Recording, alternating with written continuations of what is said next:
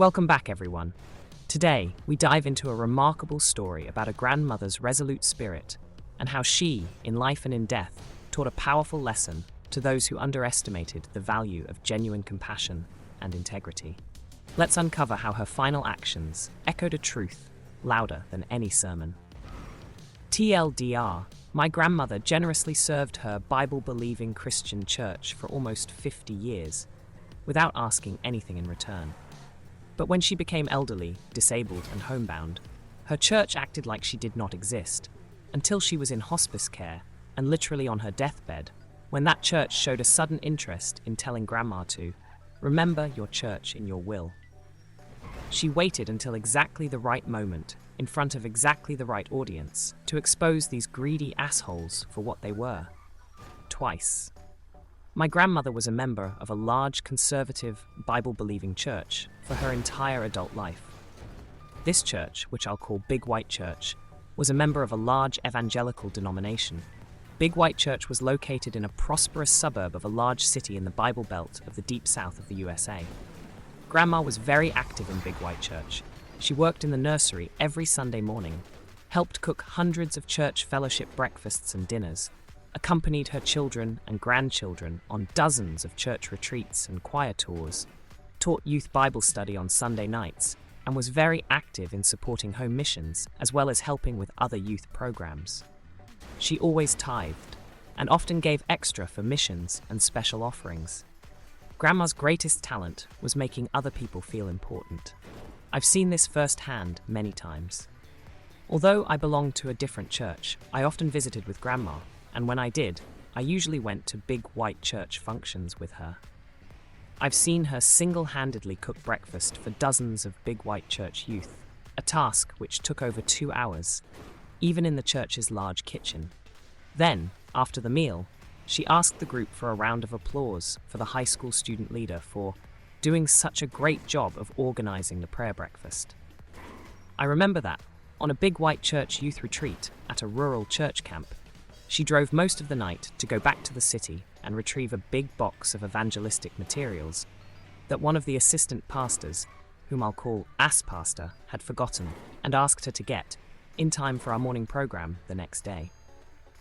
His boss, the senior pastor, I'll call him Pompous Pastor, never found out that Ass Pastor had screwed up or that Grandma had fixed it for him. Ass Pastor never even thanked Grandma. Even though I was a child, this bothered me so much that I asked her about it. She said that she didn't mind at all. She told me her reward would be that those materials would help children find Jesus. Grandma's service to her church ended abruptly at the age of 73, when she broke her back in a car accident. Afterwards, for the last 10 years of her life, she was homebound and could not go to church because of this injury and declining health due to old age. Her mind was just as sharp as ever, and her faith remained sincere, but her body wore out a little more every day. During those 10 years, she made many efforts to reach out to her church, its leadership, and her church friends, inviting them to visit her at her home, etc., without success. Every one of these invitations was declined or simply ignored. Near the end, when she was in home hospice care, she decided to plan her own funeral. She and my grandpa called her church and asked for the senior pastor, Pompous Pastor, whom she had known for over 30 years, to visit her so that they could plan her memorial service, which she and Grandpa wanted to be held at the church. Pompous Pastor was too busy, but Ass Pastor stopped by a few days later.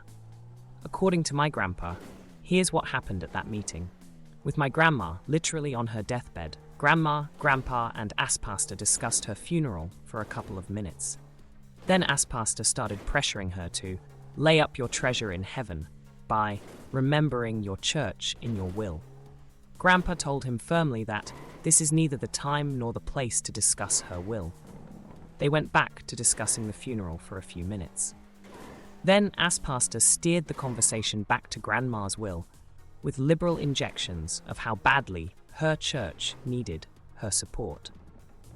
Grandpa told him several times that it was inappropriate to talk to Grandma about her will or the church's financial needs, because she was terminally ill and in an enormous amount of physical pain. Ass Pastor would agree and briefly talk about the funeral, but would then go back to talking about the church's financial needs, heavenly rewards. Where your treasure is, your heart will be also. Matthew 6:21, Luke 12:34, etc. My grandma started crying. To put this into context, Grandma was more than a steel magnolia. She was titanium coated with diamond wrapped in Kevlar. She rarely ever cried, and never ever cried about herself. Not one tear when the doctor told her that her back was broken so badly that she would never walk again, nor during the following 6 months in futile rehab. She would shed sincere but well-managed tears at funerals and while visiting family members in the hospital when they received bad news. She would cry to console others, weep with those who weep. But nobody, not Grandpa, not her daughter, my mom, nor any of my uncles or Grandma's siblings, ever remembered her crying for herself. My grandma was sobbing uncontrollably. Grandpa, a retired steelworker, former Marine sergeant and Korean War combat veteran, physically grabbed Pastor and escorted him out of their house, not too gently. Contrary to everyone's expectations, Grandma lived another 6 months, mostly because of sheer force of will. Eventually, though, Grandma passed away, and we held her memorial service at the funeral home, not Big White Church. Pompous pastor and pastor were conspicuously absent. In fact, there were no professional Christians from Big White Church at the service at all, not even in the audience. To start the service, Grandpa stood up at the podium in front of the crowd and said, "Some of you may have heard that I disinvited Pompous Pastor and Pastor from this funeral service. This service is not an appropriate place for me to give you my reasons for doing this, although you all know me, and so you know that my reasons are good ones. Also, my wife asked me to exclude them. This funeral service may be different from other funerals that you have attended. It is going to be an open microphone funeral. Everyone who wants to say something is invited to come up here and describe your friendship with my wife. Tell a story about her that is worth remembering, or anything else that you want to say that will honor her memory and bring comfort to everyone here today. I have asked several family members to prepare statements, but you don't have to have anything prepared. Please, if you want to say something, come up here and do so." There were about 100 people at the funeral service. At least a third of them eventually stepped up to the microphone. The service, which we had planned to last about 30 minutes, lasted for over 2 hours, and as best I can tell, not one person left early. There was laughing, crying, and hugging. 3 of her grandchildren played some of her favorite songs on the piano and guitar. We all joined hands and sang her favorite hymns. Afterwards, dozens of people told my grandpa that it was one of the most comforting and uplifting funerals they had ever attended. More than a few remarked that funerals are better without preachers anyway, or something similar. Remembering her pastors and her church in her will, the 1-2 punch. A couple of weeks later, it was time to start distributing the bequests in Grandma's will. Although Grandma and Grandpa dearly loved each other, they had separate wills because, she told my mom, that makes it easier for us to respect each other's turf. And because their lawyer had recommended it. Nobody thought that my grandparents were wealthy. They had lived in the same small but charming house in a prosperous, well-maintained suburban neighborhood for the past 50-plus years, and had worked hard and lived modestly, but it was rumored that they had a very nice nest egg. Of course, there is no legal requirement for anyone to attend the reading of the will, or to even have a reading. Modern telecommunications and near-universal literacy have made this quaint custom practically extinct. But the reading of the will was a tradition in our family because it was one of those events that gave our close-knit extended family an excuse to get together. We never had family reunions. They were too difficult to schedule for our large family. But we got together at birthdays, holidays, funerals, baptisms, etc., so that if you attended several of these, you would see just about every one of your cousins, aunts, uncles, and even great aunts and uncles who were grandmas and grandpas' siblings and in-laws. With this family tradition in mind, many of our family members' wills often contained very personal bequests of items that had little cash value, but were the departed family members' way of telling their loved ones that they wanted to share a cherished memory with them one last time. As an added incentive to attend, The family rumor mill had been buzzing with speculation, encouraged by Grandpa, that Grandma's will contained some surprises. The reading was held in a conference room at a lawyer's office. Unsurprisingly, the attendees included my mom, as well as aunts, uncles, great-uncles, and many of the grandchildren. We were all surprised, however, to see pompous pastor and ass pastor from Big White Church. They informed us that Grandma's lawyer had told them that Grandma's will had bequests, not only for Big White Church, but also for them personally. Maybe it was just our imagination, but my siblings, cousins, and I couldn't help noticing that these preachers appeared to be actively salivating over their good fortune at Grandma's generosity. Grandma had a large family, so a sizable number of beneficiaries were named in her will. The lawyer's conference room was a bit smaller than an average middle-class living room. Extra chairs had been brought in, every seat was filled, and people were standing in every remaining space. There was barely space for all of us. Grandma's lawyer suggested that pompous pastor and ass pastor sit in chairs which were in the front of the room, next to himself. Since there was a large table in the room, this meant that the lawyer and these two preachers were the only ones who were directly facing everyone else. Although the preachers were gratified to be physically next to the center of attention, they did not notice, as all of the rest of us quickly noticed, that these seats made it easy for everyone else in the room to watch them closely, and practically impossible for them to leave the packed to more than overflowing room before the entire meeting was over, because they were farthest from the room's single door, and there were almost 24 people standing or sitting between them and their only path to escape. The bequests were quite generous, but pretty much what we had expected. Grandpa kept their house, its contents, their retirement accounts, and everything that remained after all of the bequests had been satisfied.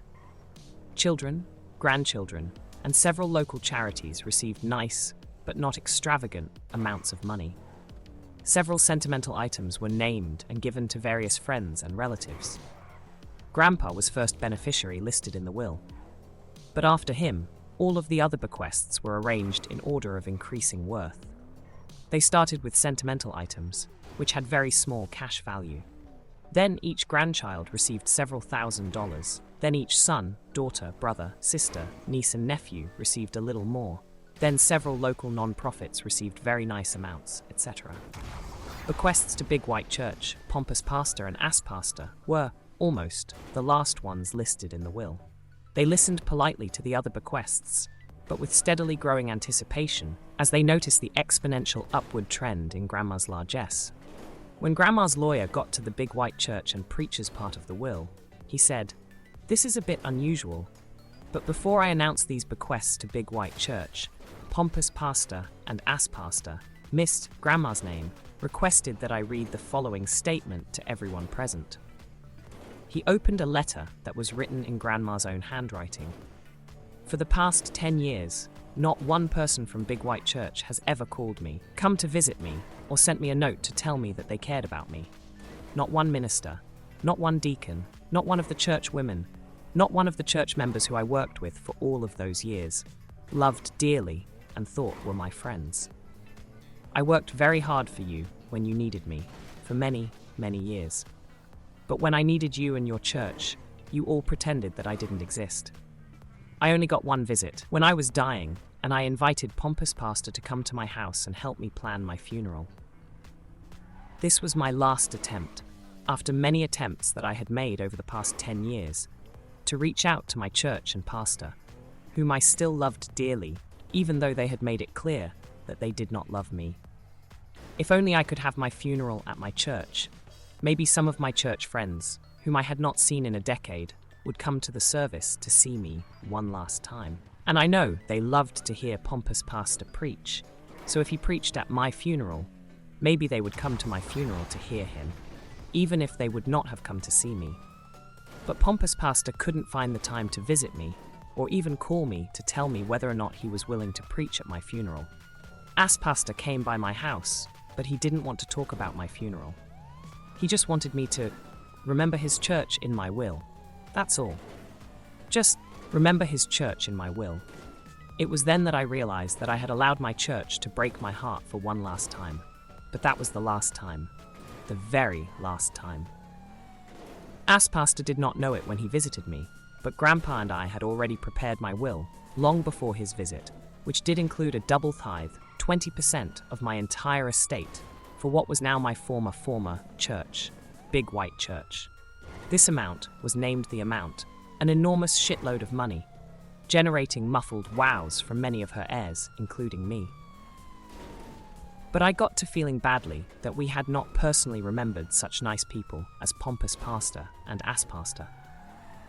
So I changed my will to include them by name. While I was at it, I changed the amount of money that I left to Big White Church to match all of the love that they have showed to me during the last 10 years of my life, when I was suffering and lonely, and no longer able to work my ass off for them for free, like I had done for almost half a century. That is her entire written statement, the lawyer said. Now let's get back to the bequests in the will. Bequest to Ass Pastor, 1 cent. Bequest to Pompous Pastor, 1 cent. Bequest to Big White Church, 1 cent. The Pompous Pastor and Ass Pastor sat there looking like someone had just injected a gallon of Novocaine into their jaws. Every one of Grandma's family and friends felt an overwhelming urge to laugh out loud. But we kept quiet because we knew Grandma. We knew she wasn't finished yet. Grandma was simply setting them up for a 1-2 punch. The best was yet to come, and we didn't want to miss it.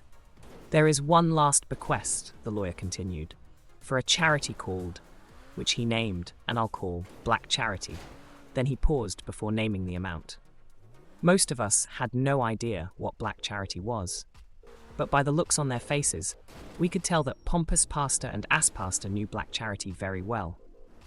Their faces displayed the same expressions of shock, dread, and horror that they would have if the lawyer had said, "This bequest goes to the demonic baby eaters to buy extra large rotisserie brills and tons of charcoal." Every eye in the room was now fixated on Pompous Pastor and Ass Pastor. The lawyer, who happened to be my uncle, one of Grandma's and Grandpa's sons, let the silence continue a few seconds more.